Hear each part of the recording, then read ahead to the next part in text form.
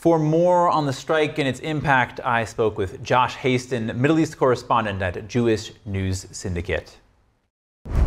Josh Hayston, thank you so much for joining us. What do you know about this strike so far?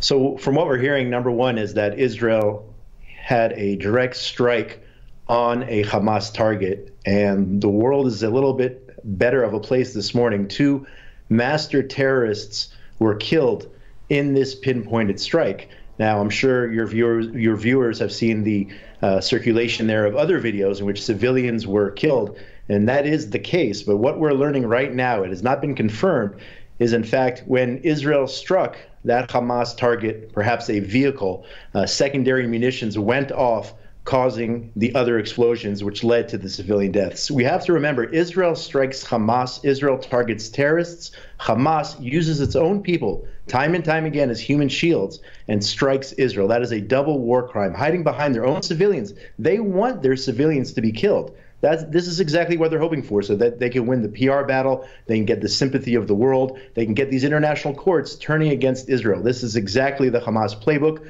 We target terrorists, Hamas targets civilians hiding behind their own people.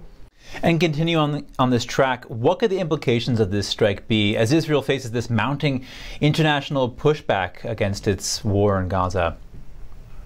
Well, it seems almost every day a different court comes after Israel, but nevertheless, Israel is determined to wipe out the remaining 4 Hamas battalions in Rafah.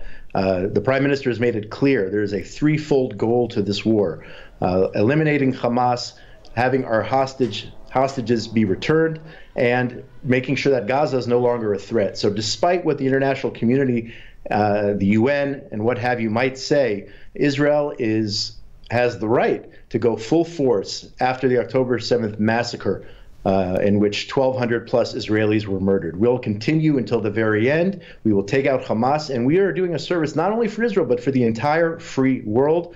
Hamas and the other terror organizations view Israel as the little Satan. They view the United States as the big Satan. So we are all in this together, and Hamas must be eliminated. Now, Josh, Netanyahu has called this strike that we're talking about a tragic mistake. How could this statement impact the public perception of everything that's happening? Well, I would say that the Prime Minister is erring on the side of caution right now, because the images, as we talked about, the images are horrible and making the rounds, especially on social media, on Twitter. You can see all of the anti-Israel sentiment out there. But nevertheless, the facts will come out. Israel is now investigating this fully. An independent military tribunal, if you will, is investigating exactly what happened in Rafah yesterday, and the truth will be told. Let's remember just a few months ago when a hospital was allegedly struck by Israel in northern Gaza. It turns out at the end of the day that was a Hamas rocket which fell short. So I would not be surprised if we see the same situation here, that this is a self-inflicted wound by Hamas on their own people, as I said, in order to gain sympathy from the world community. All right, Josh Hayston, thank you so much for your time today. Thank you so much.